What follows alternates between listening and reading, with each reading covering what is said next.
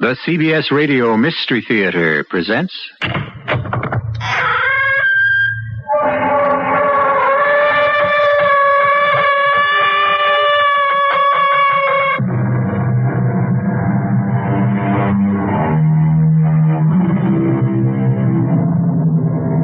Come in. Welcome. I'm E.G. Marshall. We have men and we have women. Therefore, we have marriage. Of marriage, it is said, how many torments may lie in the small circle of a wedding ring? On the other hand, we hear of wedded bliss. Even the book is seemingly ambivalent on the subject. It is better to marry than to burn, and it is not good that man should live alone. What does it prove? The old proverb. If you're out to beat a dog, you can always find a stick. You were always the most stupid man in town, Bobby. Oh, now that's going a bit far. Well, you could never do anything right. Why ain't you being just a bit hard, Woody? No, and it's the truth. You could never even do the simplest thing. Now, Woody, you're losing your temper. You take dying now. Anybody can do that, but not you. Oh, you're being unfair. Well, what's more simple than being dead? Nothing. It takes no ability, no training, no preparation. And yet you can't even do that. You have to come back to life.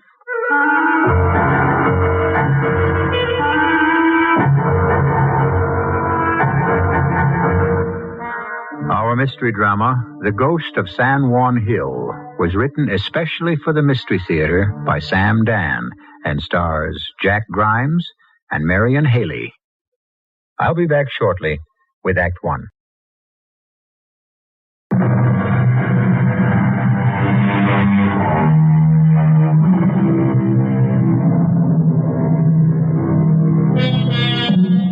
One prediction may be made with absolute certainty concerning any war, and that is, not all the boys who go marching off to it will come marching back from it. Some will come limping back, others will be carried back, and then there are those who will never come back at all. And the world shall go on. Getting down to specifics, the world is going on without Trooper Bobby Halstead, who charged up San Juan Hill with Lieutenant Colonel Teddy Roosevelt. But unlike Teddy, he never did reach the top. Well, could you expect a woman like Mariah, in the full flush of her radiant beauty, to remain a widow for the rest of her life? After all, she has cherished Bobby's memory for 3 long, lonely years.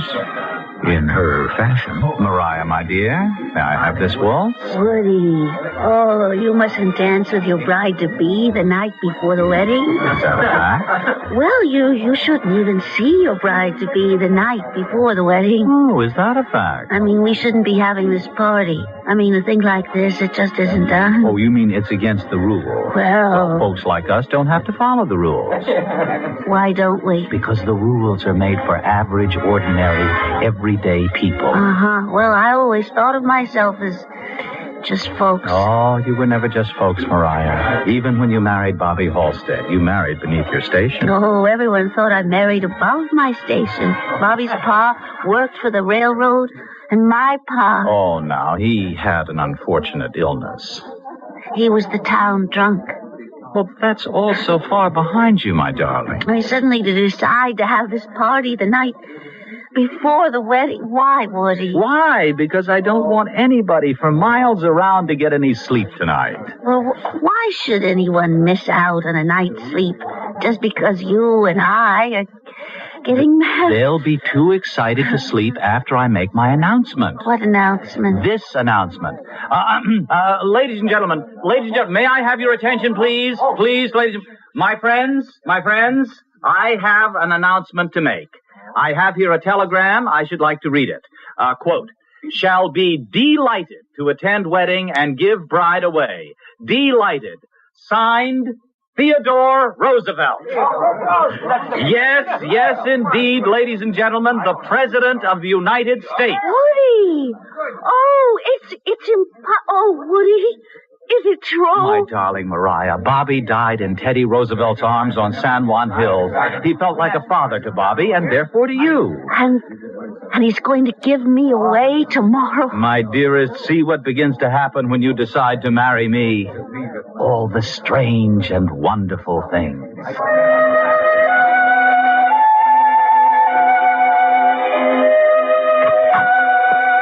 Mariah? Yes, I'm awake, Aunt Millie. I know, dear. I heard you. That's why I come in. Well, I can't sleep. Well, it ain't unheard of for a girl to be unable to sleep on the night before her wedding. Well, I slept like a log the night before I married Bobby. Oh, you come a long way since Bobby. Well, Bobby hasn't done too badly either. He's the town hero. Shy, timid Bobby Halstead. Mr. Daniel Chester French has made a statue of him. The new town hall is called the Robert Halstead Auditorium. And the baseball team has been named the Bobbies. Oh, it's a pity Bobby ain't here to enjoy it all. Well, how could he be here?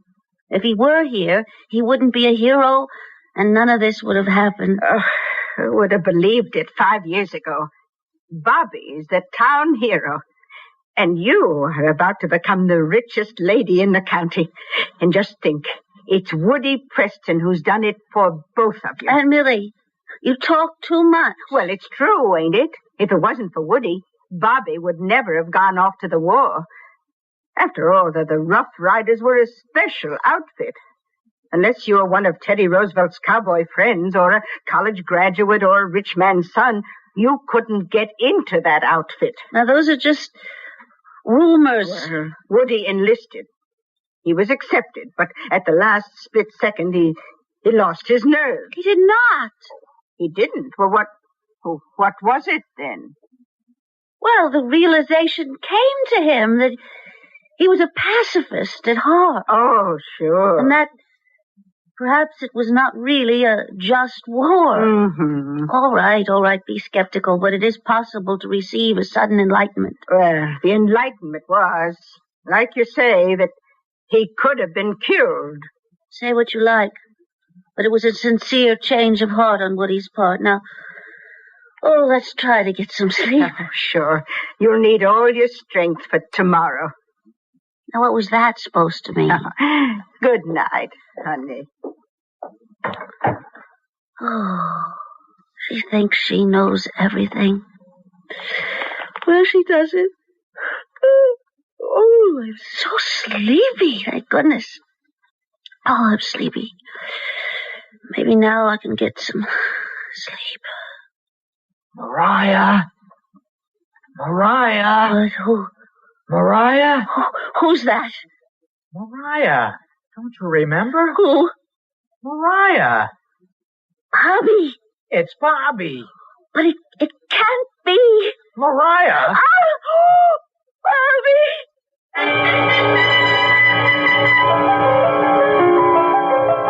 Now, dear, just drink this. Oh, I tell you, Aunt Millie, he was... Nice, warm milk. I heard him, plain as I hear you. With a little something in it to give it a jolt. It was Bobby. Now, drink it down.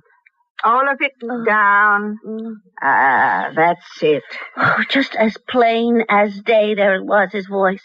I heard him say Mariah, the way he used to say it, that same breathy way like he had a cold in his nose. Now, Mariah. Which he usually did.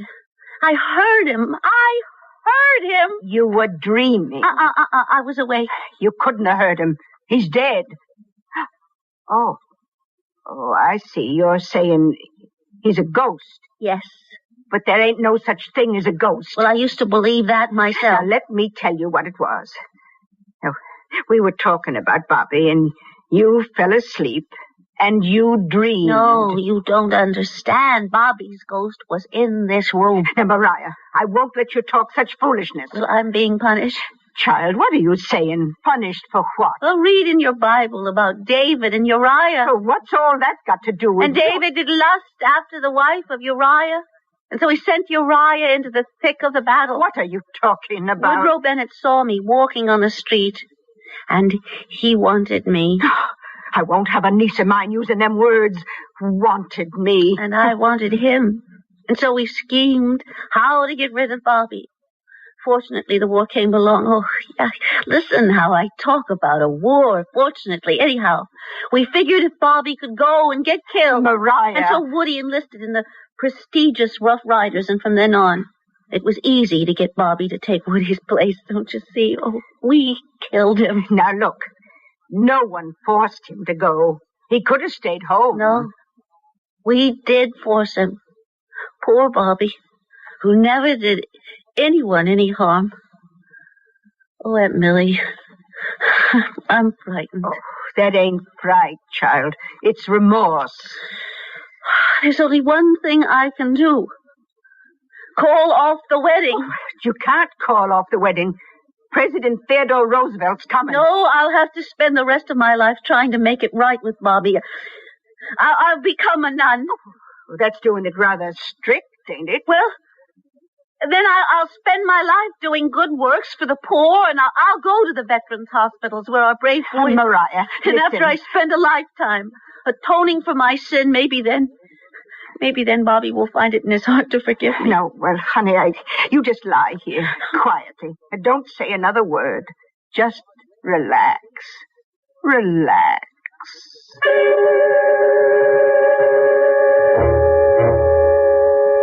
Oh, Woody, don't you tell me it's my imagination either. No, my darling, but Mariah, do you believe that we schemed and plotted to get Bobby killed? I do. How can you say that? We never even discussed it. Well, did we have to discuss it in words? Oh, Mariah. Well, there's no point in talking about it anymore. But you are accusing us of having planned to kill Bobby so that we could get him out of our way. We're guilty. There isn't a shred of evidence. Look inside your heart. Our guilt is written in letters of fire. Our thoughts and words may have been unspoken, but there were thoughts and words just the same. But I spent $2,000 on the wedding party. Cancel it. How? The food's already been prepared. Well, give it to charity. How can orphans eat pheasant under glass? Oysters Rockefeller. Well, that's not my problem. And what are we going to say to President Roosevelt? You invited him, so you uninvite him. Look, you cannot play fast and loose with the President of the United States. It's against the law.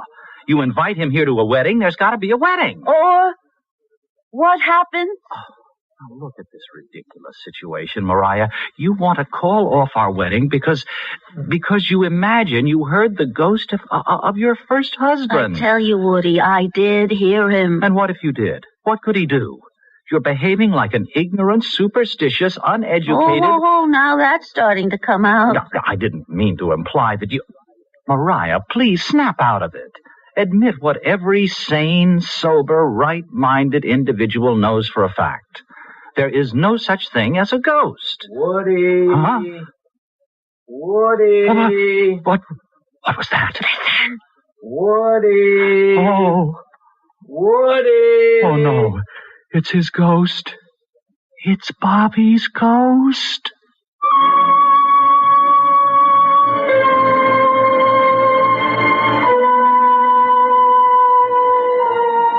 There you are, friends. Every sane, sober, right-minded individual knows for a fact that there's no such thing as a ghost. Until, of course, he is confronted with one. Then, what does a sane, sober, and right-minded individual do? What can he do? Well, as you may appreciate, there are a great many alternatives, and we shall explore some of them when I return here with Act Two.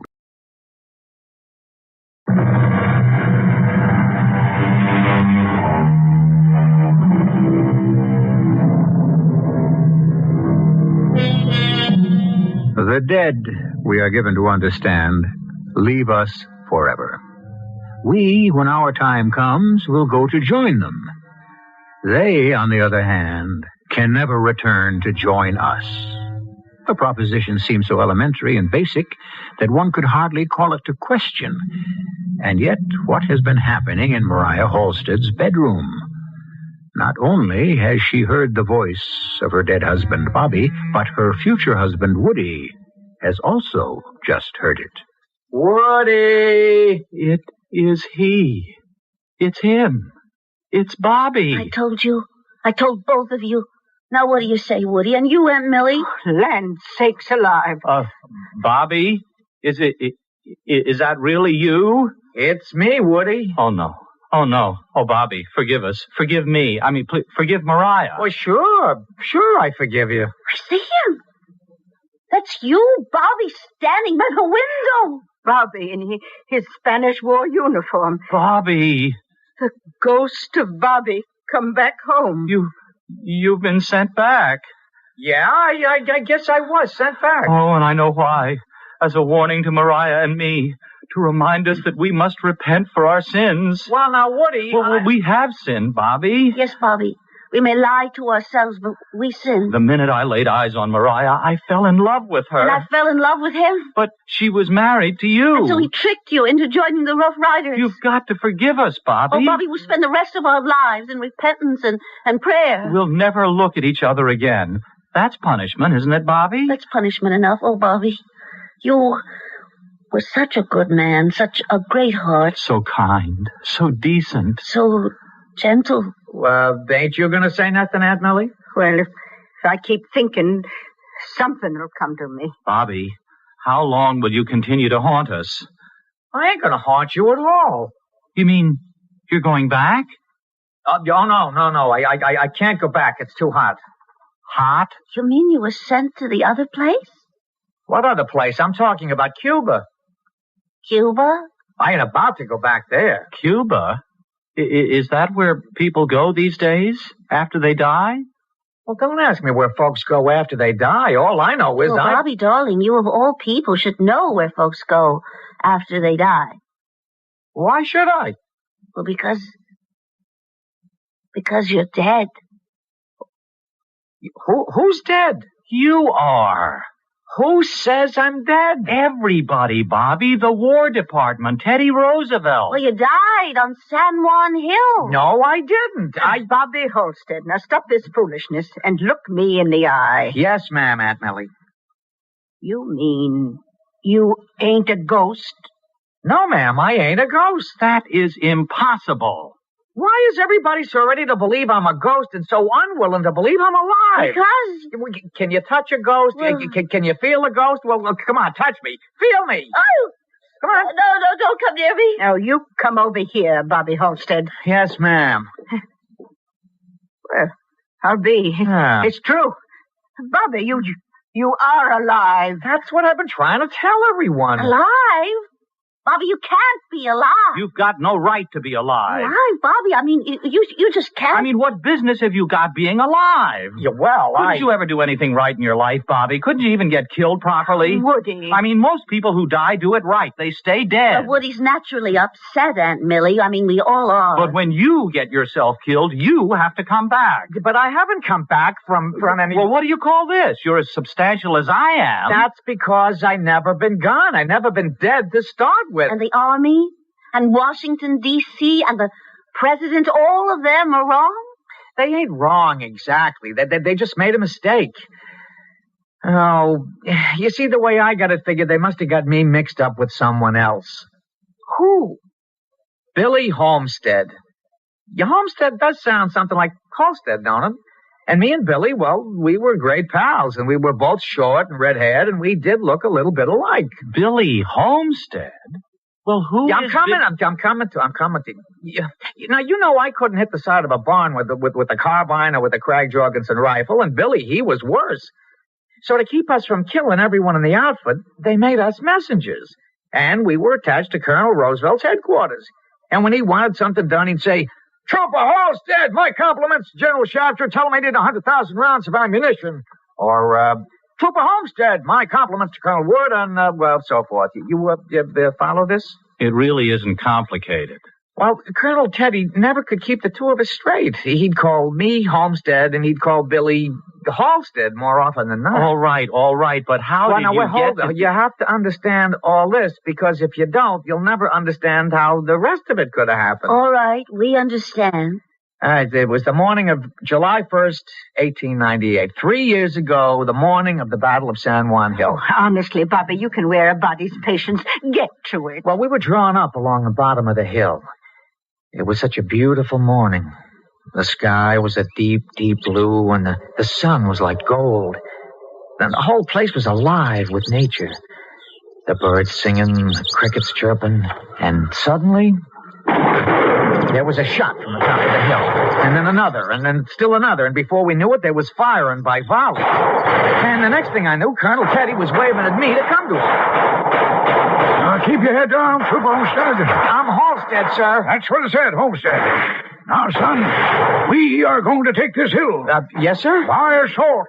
By assault, sir? We'll take her by storm. Yeah, but they're firing down on us pretty hot and heavy. We're not called the Rough Riders for nothing, Homestead. I'm Halstead, sir. That's what I said. Yeah, but we don't have our horses. They're still in the ship. We'll just charge up this hill on our own 2 feet.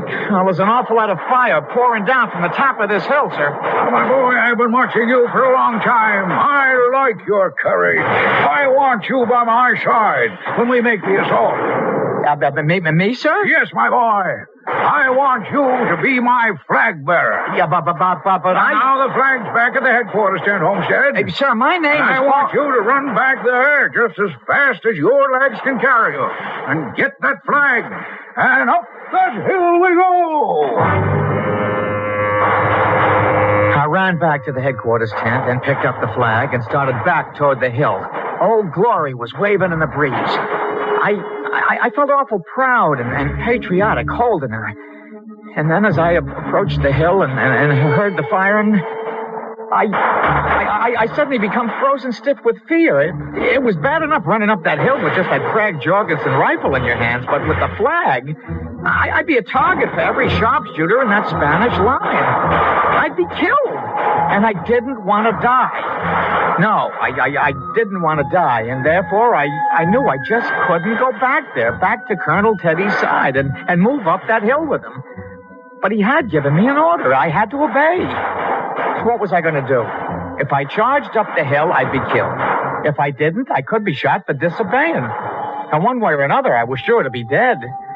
And so I stood rooted to the spot. And then he come running by me, and I was saved.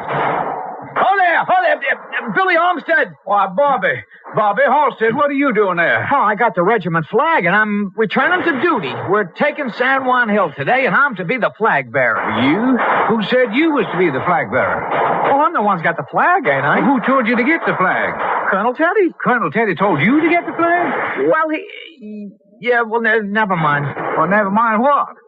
Well, the truth is No, it ain't important. But what ain't important? What counts is I got the flag, and I'm the flag bearer. Well, I don't know. There's something fishy here, Bobby. Well, I'm doing this for your own good, Billy. What good? Oh, it's a dangerous job. A man's sure to get killed. Now, what are you keeping from me? Well, Colonel Teddy told me to get the flag, but he thought he was telling you. Oh, then he wants me as flag bearer. But it's too dangerous. I ain't going to let you risk it. Bobby, hand over Old Glory. Oh, all right. Here she is. Oh, you're a pal, Bobby, a real pal. I know being flag bearer would mean a lot to you. Well, maybe next battle. Oh, you didn't have to tell me. Why, you could have hogged the whole honor for yourself. Well, I guess our friendship means more to me than any chance for honor and glory. So I'll never forget you for being so true-hearted and generous, Bobby.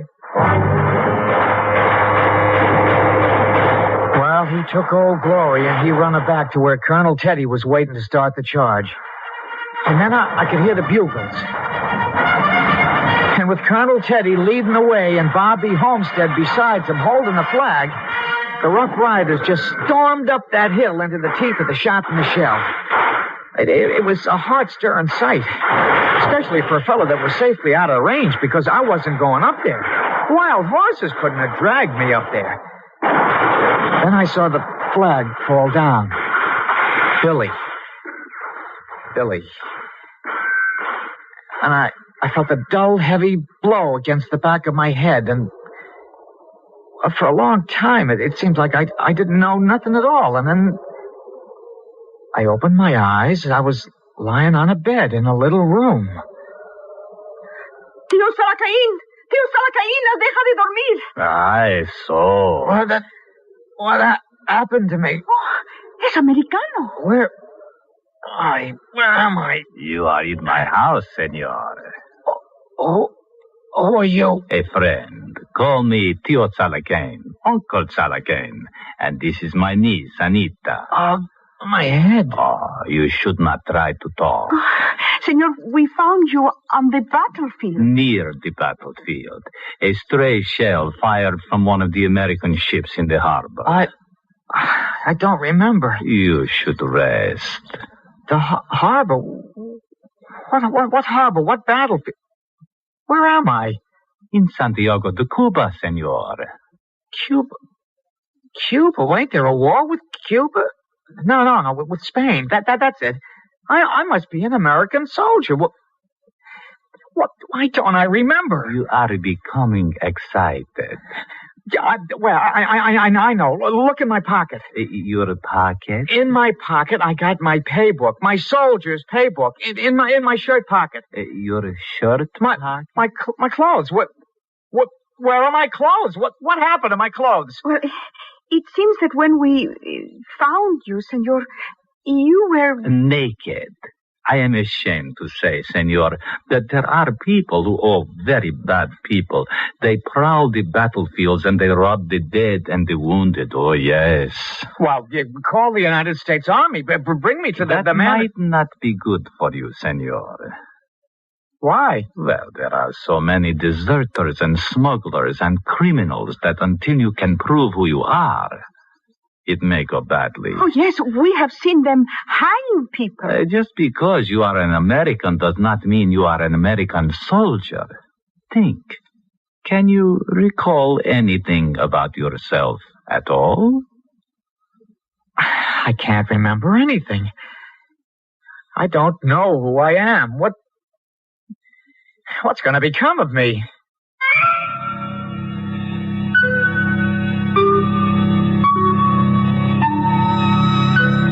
Well, you must admit we're getting to see the underside of things, where there are neither frills nor fancies, and where General Sherman's one-word description of war, namely that it's hell, takes on more and more reality. However, at least for the present, Bobby Halstead seems to be in good hands. So let us all relax for a few moments until I return with Act 3.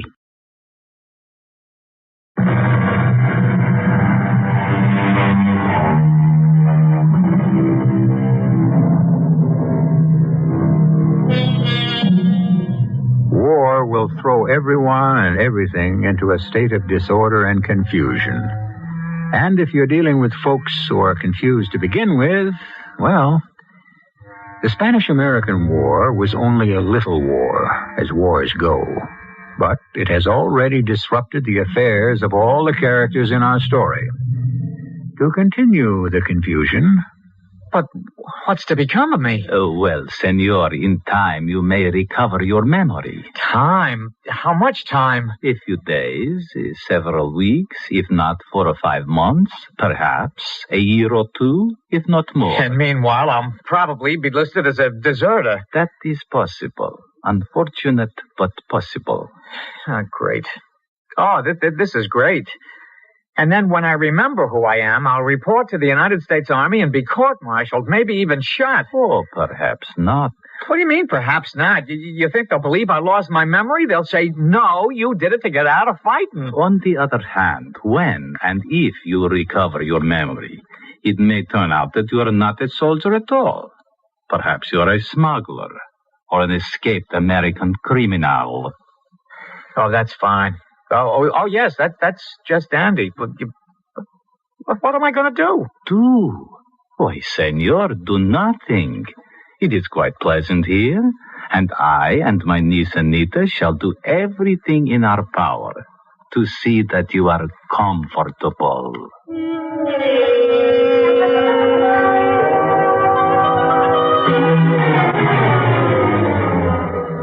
And that's what you did, Bobby?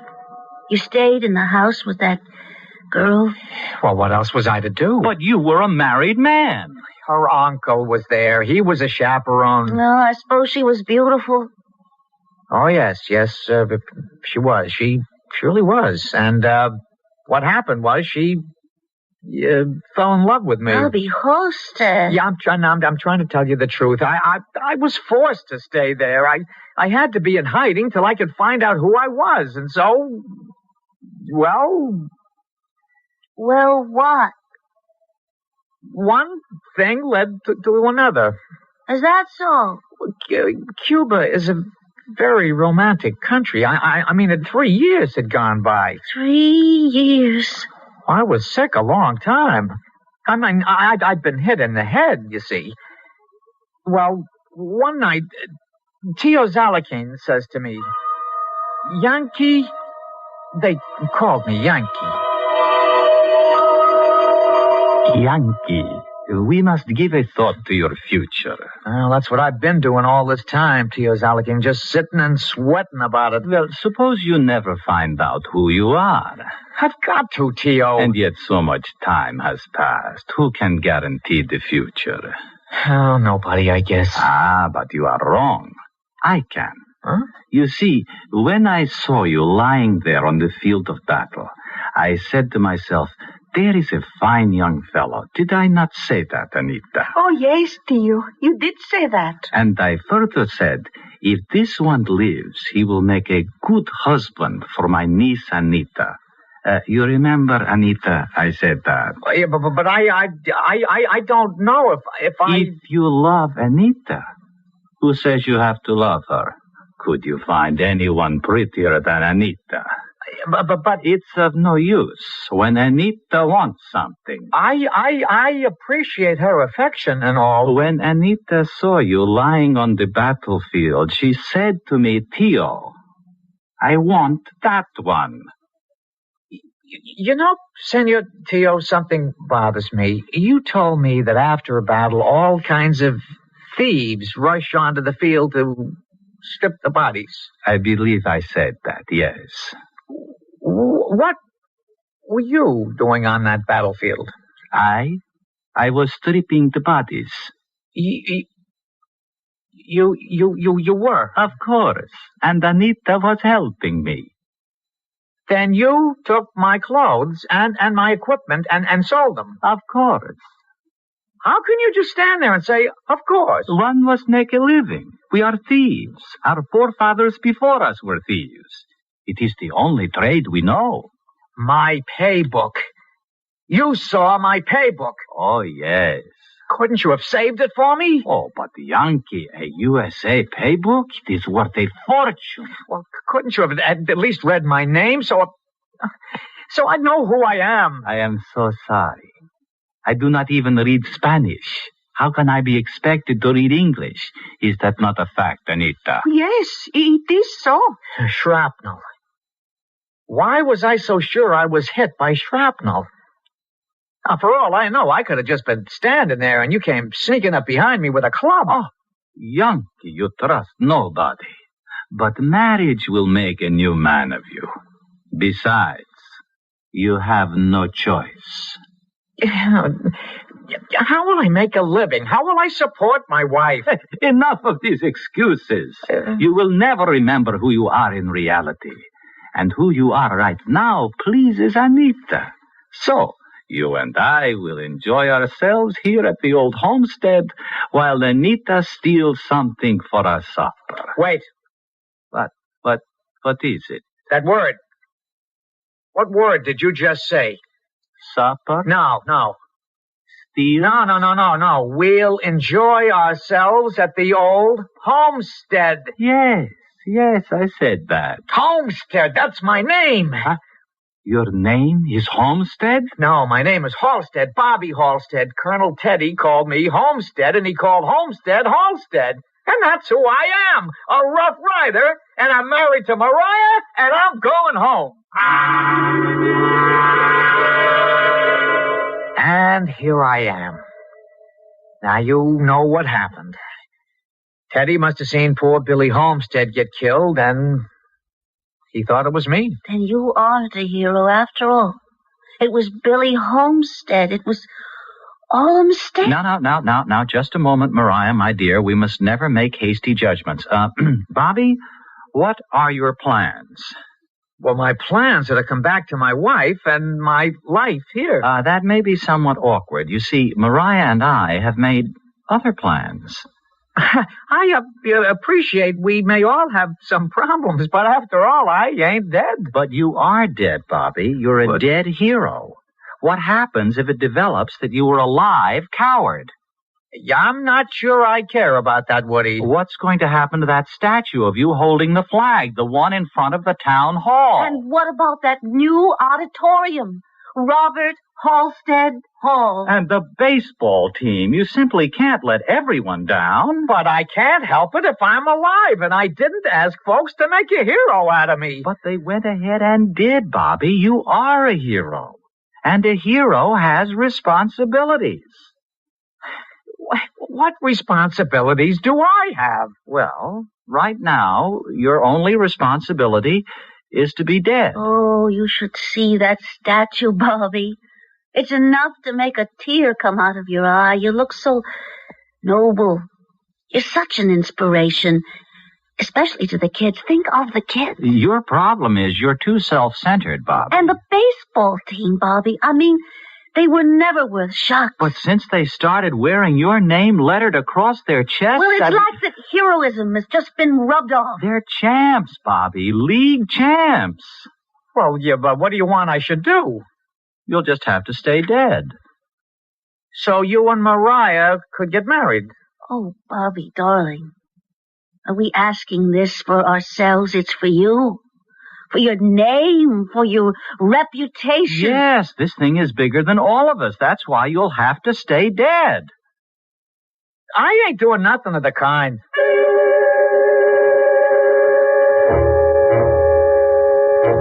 Mariah.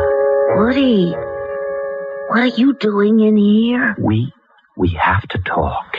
He refuses to listen to reason. Well, he's got his side of it, too. Now, Mariah, if you're going to go and consider everybody's side, we'll never get anything resolved. Well, what do we do? Well, I was thinking, Bobby is officially dead. And so, just for example, if he were to die tonight, for instance, I mean, no one would know to miss him. If Bobby would die? Well, if he were to have an accident. Like what? Like he could be cleaning a gun. Are you saying we should murder Bobby? You can't murder a dead man.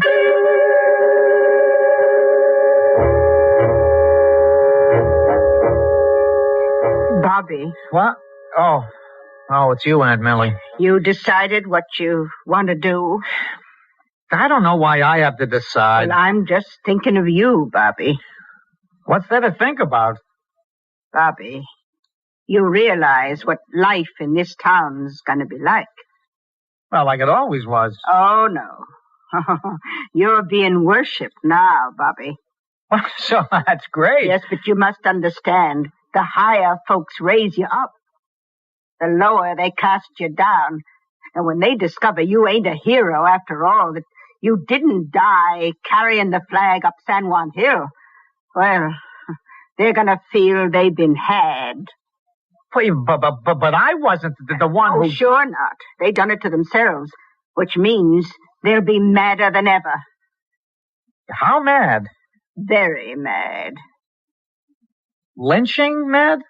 Well, it might stop just short of that.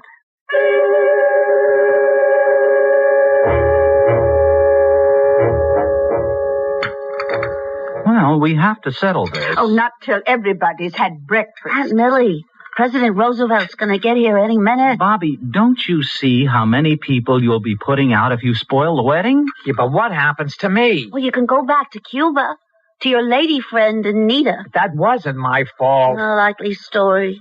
Well, look at yourself. You were fixing to get married. Well, that's different. Now, listen. Do you hear that noise? It's the president. He's coming up the street. Now, Bobby, please be sensible. You can't come to life. You must do this for your country. If you come back to life, then every hero will be suspect. Think of the children, the school children. But what happens to me? How am I supposed to live? Anybody think of me? It's like the morning at San Juan Hill all over again. If I carried the flag, I'd be killed as a hero. If I refused, I'd be hung as a deserter. It's the same thing now. If I say, here I am, Bobby Halstead, the townsfolk will get mad enough to lynch me. If I don't, I'll starve to death. Well, good morning. Delighted to be here. Delighted. Oh, Mr. President. And there's the beautiful bride, widow of the great hero, Bobby Halstead. Oh, his last words were of you, my dear. As he died, he whispered, tell her I loved her. Say, what's this? Who's this? It's Homestead. Trooper Billy Homestead. But sir, I know who you are, Trooper Homestead. Why, they said you'd fallen to San Juan Hill, too. Oh, you're a sight for sore eyes, Trooper Homestead. Yeah, Mr. President. Not Mr. President, but Colonel Teddy. I remember the talks we had late at night, Trooper Billy. How you said if we both lived through the war, you'd like to drive my carriage. Colonel, I must confess. Oh, this is one of the happiest days of my life. I'm giving away Bobby's widow and giving a job to Trooper Billy. And you're going to take the job, aren't you? Sir, That is an order, Trooper Billy. Oh, yes, Trooper Billy, I miss Trooper Bobby. Oh, how I used to get you two fellas mixed up. That is, I let you think I did, because it amused you. But I knew who was who all the time. You did, sir? Well, most of the time, Trooper Billy Homestead, most of the time. Now, it's time the wedding party was heading for the church. Unless, Mr. President, you'd like a cup of coffee first. Why, Mom, I'd be delighted. Delighted.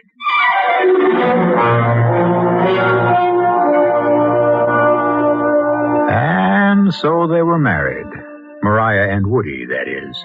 All of which goes to prove that a little bit of mistaken identity here and there can sometimes be a very beneficial thing. And everything was, you must admit, settled to everyone's satisfaction. Bobby retained his own reputation as a dead hero and lived a satisfactory life at the same time. I shall have some more satisfactions for you in just a few moments.